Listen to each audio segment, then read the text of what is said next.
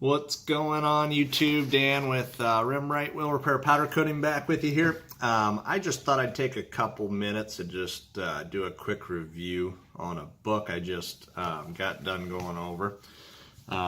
It's the Powder Coating How-To Guide. Picked it up on Amazon actually and just got done reading it by Jeffery something or another. I can't pronounce that. It's probably super easy to say, but I'm bad at pronouncing names. But anyways, I just got done reading it. It's not a bad starter book. If you've been powder coating for any length of time, you're probably gonna fly through it and not be overly impressed. But if you're just getting into it, it's not a bad little entry into powder coating. Kind of goes over the gun. He talks about the Eastwood and Arbor Freight. Personally, to me, I hate the Arbor Freight gun. I just don't think it shoots as well as the Eastwood. But then he goes into cleaning techniques and different substrates and all that kind of stuff. The thing I kind of get a little irritated about is he talks about this valve cover that he says he turned into a prize dressed up item, but you can like literally see all the debris and stuff in the paintwork. And I don't know, if I'm gonna put a book out there, I'm probably gonna redo that part and make sure that it's good. Especially if I'm taking pictures of it. Again, here's like another picture. He's talking about mixing red and blue together, and it looks like this when he sprays it. And then it's got a two-tone effect is what he's describing. And I don't know if that's camera, but there's definitely debris and just random stuff all over his parts. So I don't know if he took that much time to actually make sure the parts were good or not. But mixing powders doesn't really work that well. You can do it, but if you actually know the way powder is made, when they mix all the dry ingredients, they actually heat it up to like a gel, and then they run it through, and it literally mixes it all up as it's kind of in a gel state, and then they run it through, I don't even know what it's called, but it's a press that comes out on like a conveyor belt, and it comes out in a thin sheet, and then it runs through and gets chipped up, and then they pulverize it, make it the powder. So not really the right way to mix colors. You can do it. I mean, some people do, and it comes out good. But again, he kind of goes into different coatings, ceramic coatings. I'm just kind of flipping through the book here, so bear with me. And just talks about like all the different parts you can do. Setting up your shop, which I think is a pretty good chapter in chapter 2. Just saying how he kind of sets up the workbenches and stuff, and I mean, some of it's pretty elaborate description on how to build a bench, which I don't know if it's necessary, but doing a little booth here out of PVC and plastic and a fan, which isn't a bad little idea either. This one, he's making a huge booth. I'm not sure. It's not like you're going to powder coat a car. Talking about supplies, which I think is really good. Different ovens. Like I said, I started with a little household oven. Talking about different ways to heat parts. I don't recommend a shop lamp.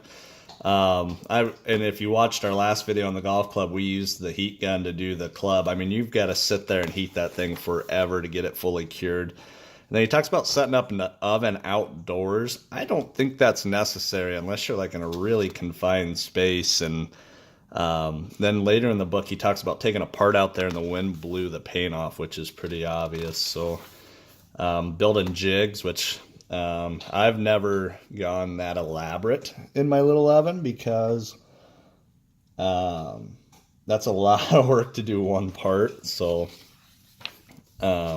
and then cleaning, he goes through cleaning really good, which is good. Just more, this one actually turned out pretty good from what I can see. Talking about safety, gloves and cleaners, and I actually like his idea about the dishwasher. I hadn't really thought about it before, but it's kind of like what the shops use, like mechanic shops when they clean a motor or transmission, they'll run it through a big steam cleaner, and it works really well. But again, just different acetone mineral spirits. I've never heard of cleaning with diesel, but I guess that's pretty common. I try and stay away from anything that will explode. Stripping techniques. Again, this is good information for a beginner that doesn't have the kind of stuff that a large powder coating shop has. Different mechanical cleaning ways, sandblasting, all that kind of stuff. So more part cleaning, rust removing, he goes through pretty thoroughly, which is good. Degreasing engine, that's actually a bell housing, but stuff like that. So he does a pretty good job. He talks about filling in like imperfections on metal, which is good. Soldering, lab metal filler, which is a good filler. He does a lot of soldering, which I haven't got into too much, but we might look into that. We do a lot of welding to fix holes, but then here he's talking about the Eastwood guns, which is what I started with again. And there's the Harbor Freight gun, which I don't like. Different powders. He talks about Eastwood a lot, but there are so many other companies out there with powders, so do your research. And then just different, I think he's talking about tape. They have high temp tape, so make sure you look into that. But overall, I mean, the book, it wasn't too bad. It wasn't very expensive. I think I spent less than $20 on it. So if you're new to powder coating or thinking about getting into it, it's not a bad little book. It's not gonna, talks about preheating or hot flocking, as the term is in powder coating. It takes a lot of skill. He talks about chrome powder a little here, stuff like that. So, but like I said, it's not a bad little book. A lot of information, but it's not, if you're looking for like high quality finishes, like on his wheel here, that in my shop would be stripped and redone. And again, we don't just do the face, we do everything. So I mean, it's just what you want and all that, but it's not a bad little book. It's powder coating, a how-to guide again. Sorry, screen's all messed up here. But yeah, it's not a bad little book. I I read through it just every morning while I was eating breakfast. I'd read a chapter or two. Took about a week to read through, but if you're just getting into it, I do recommend it. It has some basic information that you'll kind of see on our page. So maybe we'll look at a couple other books and check them out too. I know Eastwood's got a entry-level book. We have that, I think, at my shop at home. So I might review that one next for you guys. If you have any questions, as always, just let me know.